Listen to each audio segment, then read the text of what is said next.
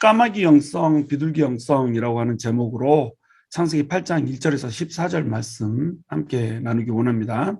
하나님이 노아와 그에 함께 방주에 있는 모든 들 짐승과 가축을 기어가사 하나님이 바람을 땅 위에 불게 하심에 물이 줄어들었고, 하나님이 기어가셨다라고 나오고 있어요. 계속 홍수 속에 있으면서 불안에 떨고 있을 노아와 그 짐승들을 하나님께서 기어가시는 장면입니다. 하나님의 기억하심은 구원 행위로 이어지는 것입니다. 소돔과 고모라가 심판을 받을 때 아브라함을 기억하셔서 롯을 구해주셨잖아요. 자식을 낳지 못하여서 항상 마음에 아픔을 가지고 있었던 라헬을 하나님께서 기억하셔서 요셉을 주셨고 또 베냐민을 주셨잖아요. 그리고 이스라엘이 애굽에서 고통 가운데 신음할 때에 하나님께서 그 탄식을 들으시고 이스라엘 백성들을 기억하사 출애굽을 시켜주시죠. 하나님은 기억하시는 하나님이세요. 그리고 하나님의 기억은 반드시 우리를 구원하는 그 구원 행위로 이어지는 겁니다. 우리가 고통 가운데 있을 때, 우리가 힘든 일이 있을 때 하나님께서 우리를 잊어버리시는 분이 아니세요. 기억하신다, 이것이 한참 잊어버렸다가 그때서야 딱 떠올린다, 이런 말씀이 아니세요. 하나님께서는 늘 기억하고 계시는 겁니다.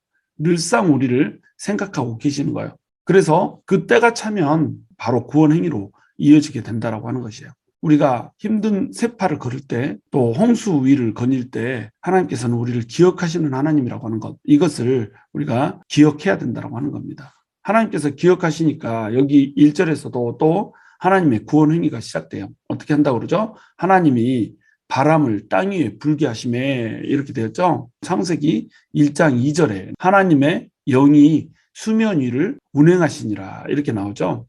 이때 이 하나님의 영이라고 하는 것이 바로 루아흐라고 하는 히브리어라는 거죠. 여기서 하나님이 바람을 땅 위에 불게 하심에, 이 말씀도 또한 루아흐라는 거예요. 성령님은 바람으로 표현되죠. 하나님의 영이 바람으로 표현돼요. 하나님이 바람을 땅 위에 불게 하셨다, 이 말은 뭐냐면 하나님의 영이 수면 위를 걷는 겁니다. 새로운 질서가 임하고 있는 거예요. 새로운 창조가 임하는 거죠. 홍해바다 때도 마찬가지예요. 홍해바다가 이스라엘 백성들이 지나가는 그 진로를 막고 있잖아요. 뒤에서는 바로의 군대들이 쫓아와요. 그런데 홍해 앞에서 모세가 지팡이를 홍해를 향해 드니까 하나님께서 바람을 밤새 불잖아요. 그때의 바람도 루아흐라는 겁니다. 바람이 불어서 홍해바다가 갈리고 이스라엘 백성들이 묻힐 발로 딛고 걸어갔던 이것을 우리가 기억하잖아요. 그것처럼 하나님께서는 항상 혼돈과 무질서가 있을 때, 공허가 있을 때 그 위를 거니신다는 겁니다. 태초에 하나님께서 세상을 창조하실 때 이 세상은 물로 뒤덮여 있었죠. 그래서 혼돈하고 공허했단 말이죠. 무질서 있고 텅 비어 있었다는 겁니다. 그런데 하나님께서 이것에 질서를 부여하시는 거죠. 어떻게 해서? 하나님의 성령의 바람이 불므로써.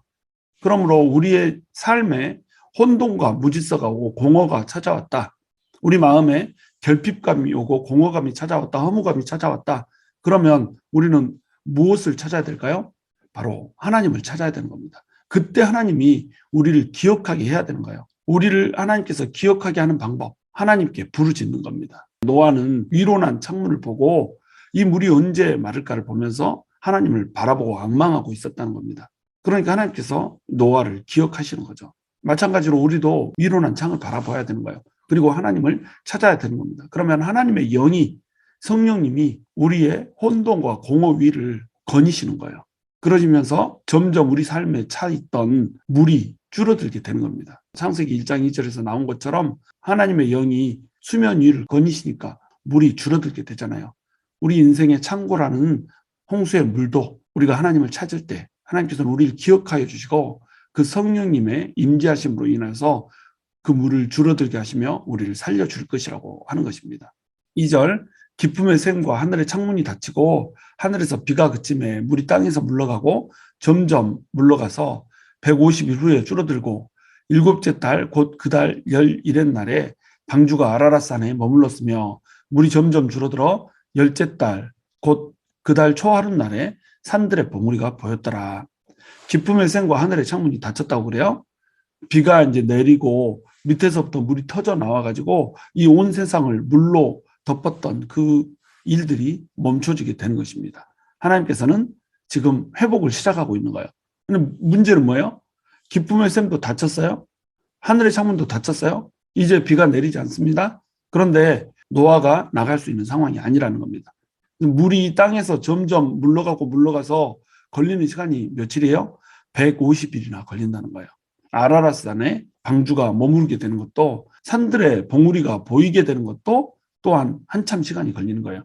산들의 봉우리가 보였다. 이거는 물이 많이 꺼졌다는 것을 의미하는 거죠. 왜냐하면 방주로는 위로 난 창문밖에 없잖아요. 창문이 옆으로 나 있지 않기 때문에 보통 물이 꺼져서는 산들의 봉우리가 보이지 않죠.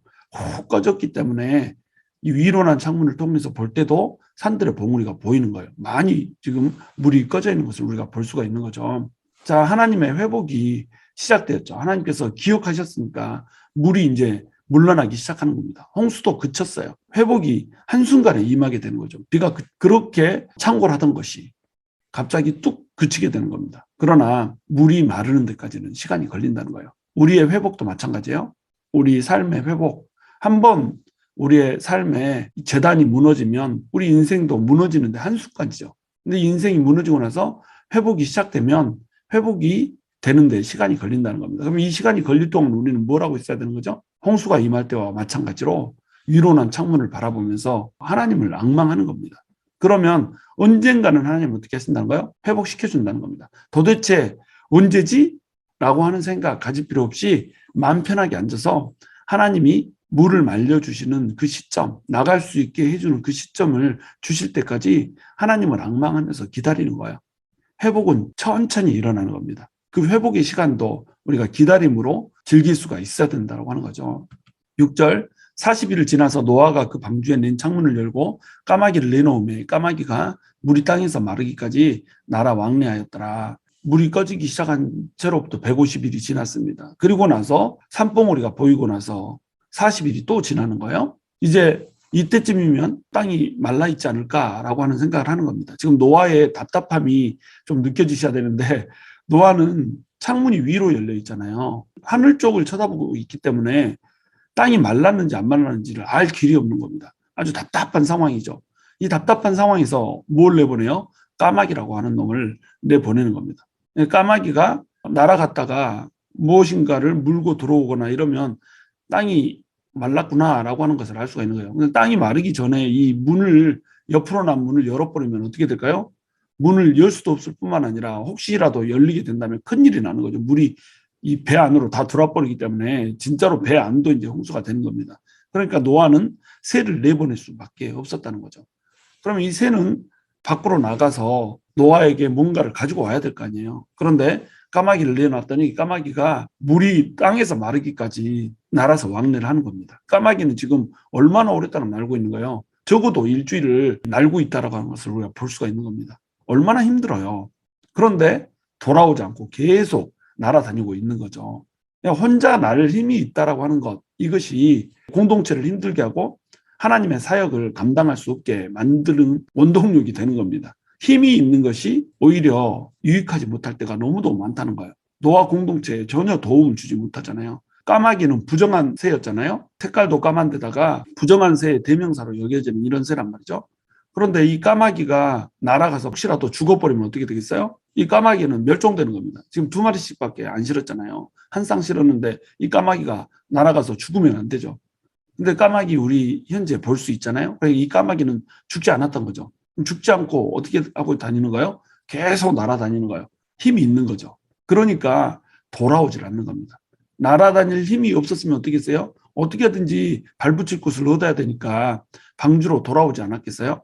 그런데 날아다닐 힘이 있으니까 밖에서 돌아다니다가 노아 공동체에 전혀 도움이 되지 않고 하나님의 사명도 감당하지 못하게 되는 겁니다. 지금 노아는 까마귀를 대리인으로 세웠잖아요. 이 노아를 만약에 하나님으로 생각을 해보세요. 자기 대리인으로 세워놓고 뭔가를 일을 하기 위해서 방주에 있는 모든 공동체에 도움이 되게 하기 위해서 밖으로 내보내는데 아무것도 하지 않고 지 혼자 멋대로 날아다니고 있는 거예요. 바로 우리 성도들이 이러한 영성을 가지면 안 되는 겁니다.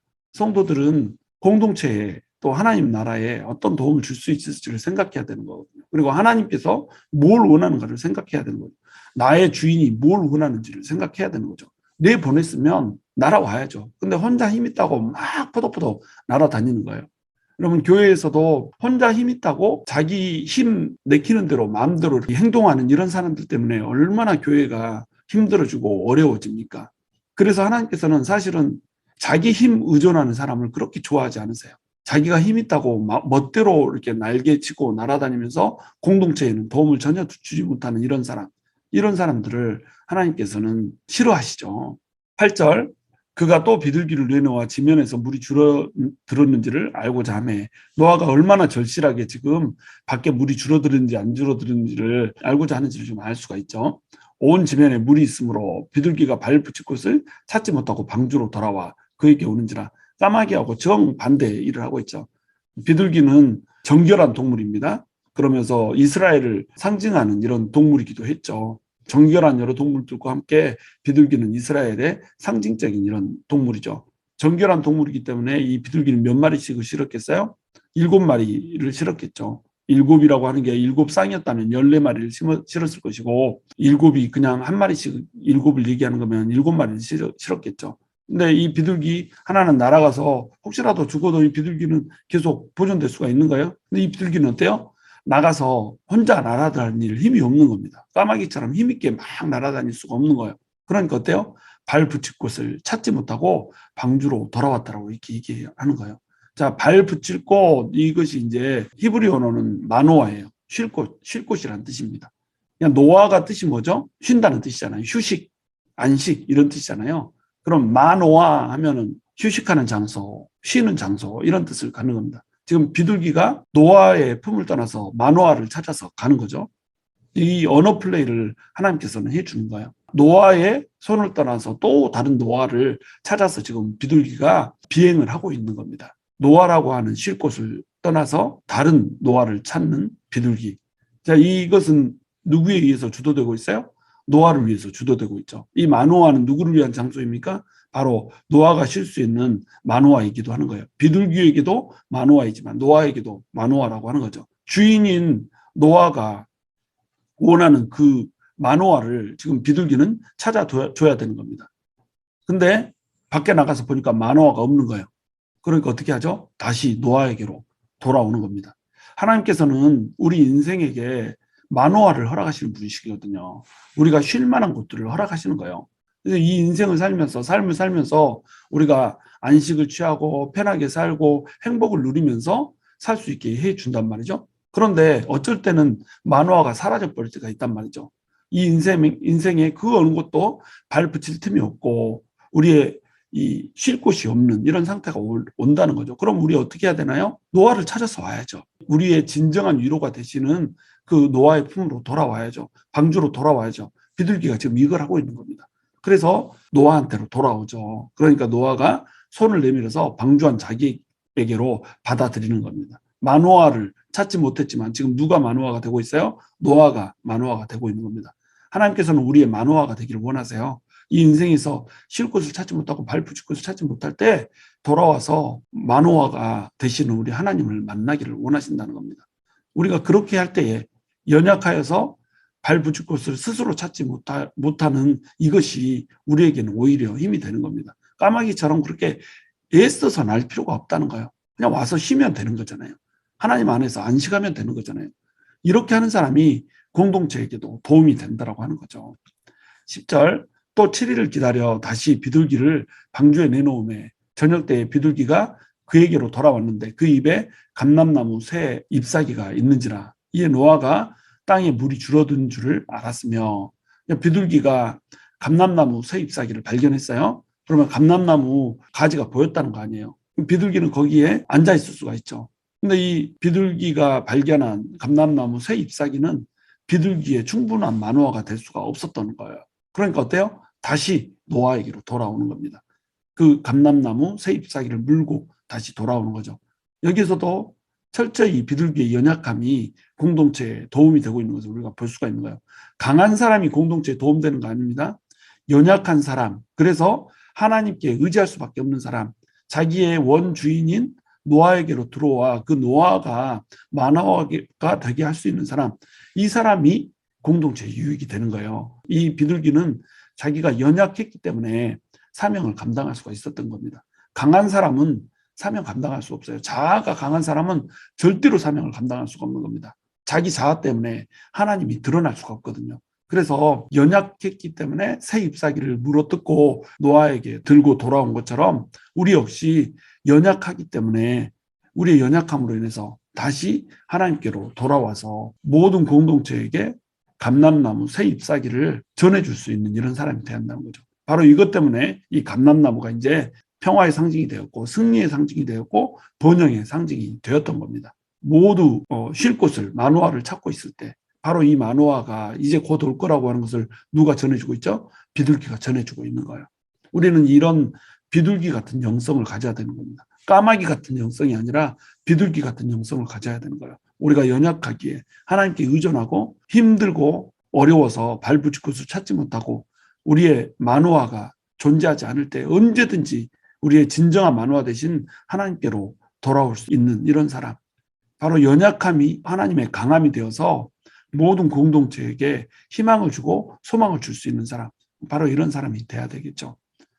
12절 또 7일을 기다려 비둘기를 내놓음에 다시는 그에게로 돌아오지 아니하였더라.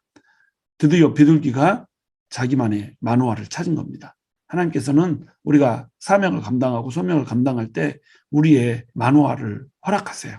우리가 쉴 만한 곳, 우리가 발 붙일 만한 곳, 그래서 안식하고 편하게 살면서 이제는 땅에 충만하고 하나님께서 명령하신 그 문화 명령들을 이룰 수 있는 그런 곳으로 우리를 인도하신다는 거죠. 하나님께서 우리의 마노아가 되실 때 우리는 진정한 세상에서의 마노아도 찾을 수 있다라고 하는 것, 이것을 우리가 기억해야 되는 거죠. 13절 601년 첫째 달 곧 그 달 초하룻날에 땅 위에서 물이 거친지라 노아가 방주 뚜껑을 제치고 본즉 저면에서 물이 거쳤더니 둘째 달 21의 날에 땅이 말랐더라. 이렇게 되겠죠. 연월일을 다 기술을 하면서 구체적으로 지금 적어 나가고 있죠. 노아 시대에 있었던 그 홍수가 역사적인 사실이었다라고 하는 것을 얘기를 하는 겁니다. 우리가 한번 다루었지만 교차 대조법을 사용한다고 그랬죠. 방주 속에서 7일 동안을 기다린다는 얘기를 2번을 기록한다고 그랬죠. 그리고 나서 40일 동안 홍수가 임합니다. 150일 동안 물이 범람하고 150일 동안 또 물이 빠져요. 그리고 40일 동안 다시 기다리고 7일 동안 기다렸다가 또 다시 7일 동안을 기다린 다음에 지금 방주 밖으로 나오는 이런 모습으로 이제 교차 대조법을 이용해서 써져 있는 것을 우리가 볼 수가 있는 겁니다. 자, 이것을 통하여서 우리가 알 수 있는 게 뭐예요? 무려 1년 이상을 뱃속에서 노아는 보냈다는 거죠. 무려 1년 이상을 뱃속에서 보내면서 물이 다 빠졌음에도 불구하고 물이 빠졌다는 것을 알지 못하니까 까마귀와 비둘기를 내보내야 되는 이 노아의 마음, 이 마음을 우리가 읽을 수 있어야 된다는 거죠. 이때 노아가 이용했던 것은 뭔가요? 바로 위로 난 창문 하나였다는 겁니다. 그 위로 난 창문 하나 바라보면서 그 위로 난 창문 하나로 까마귀와 비둘기 내보내면서 하나님께서 땅을 말려주시기를 기다리고 있는 노아. 계속 지속적으로 기다리죠. 7일 동안 기다리고 물이 범람하는 동안에도 기다리고 물이 빠지기를 기다리고 물이 다 빠졌음에도 불구하고 7일 동안 기다리고 또 7일 동안을 더 기다리고 이렇게 해서 무트로 나오게 되는 겁니다. 우리 신앙은 기다림의 연속인 거예요. 이 기다림 가운데서 우리는 우리 스스로 할 수 있는 게 없죠. 우리 힘으로 나를 수 있는 게 없어요. 그러니까 위로 난 창문 바라보는 겁니다. 이게 이제 비둘기 영성이라는 거거든요. 비둘기가 마노아를 찾지 못하니까 계속 노아를 찾아서 돌아오잖아요. 이것처럼 우리가 이 세상 가운데서 옆을 볼 수 없고 앞을 볼 수 없고 뒤도 볼 수 없는 이런 상황이면 어디를 봐야 되는 거예요? 하나님을 봐야 되는 겁니다. 위로 난 창문 하나 바라보면서 기다리는 거예요. 연약하기 때문에. 그러면 하나님께서 어떻게 하세요? 반드시 그 땅을 말리시고 무지개를 펼쳐주신다는 겁니다. 마치 비둘기가 마노아를 얻고 나서는 다시 돌아오지 않았던 것처럼 우리에게도 우리의 마노아를 하나님께서 허락해 주신다는 거죠. 자, 이제 정리합니다. 노아는 480살에 홍수 경고를 받았어요. 120년이라고 하는 시간 동안에 노아는 배를 지었습니다. 하나님께서 원하시는 대로 방주를 짓기 시작한 거죠. 무려 120년간을 사람들에게 조롱받으면서 멸시받으면서 기다림으로 배를 지었죠. 그리고 600살에 홍수가 시작되는 겁니다. 600살 2월 10일 날 시작되는 거예요. 이때 방주에 들어가서 7일 기다리고 2월 17일 날 일주일 후부터 이제 비가 내리기 시작하는 거죠. 이 비는 40일 동안 쭉 내리고 나서 150일 동안 비가 멈춘 후에도 물이 창일하게 되는 거죠. 7월 17일 날 아라산에 도착을 합니다. 이렇게 되기까지 무려 5개월이나 시간이 걸리죠. 150일이 40일 동안 비 내리는 것을 포함해서 이제 150일인 겁니다. 그리고 10월 1일 날 산들의 봉우리가 보이기 시작하죠. 11월 10일 날 까마귀를 내보냈고 11월 19일 날 비둘기를 내보냈죠. 그리고 이제 감람잎을 가지고 비둘기가 돌아왔고 1월 1일 날 방주 뚜껑을 제치죠. 자, 1월 1일이 됐다 이 말은 뭐예요? 그 다음 해가 됐다는 겁니다.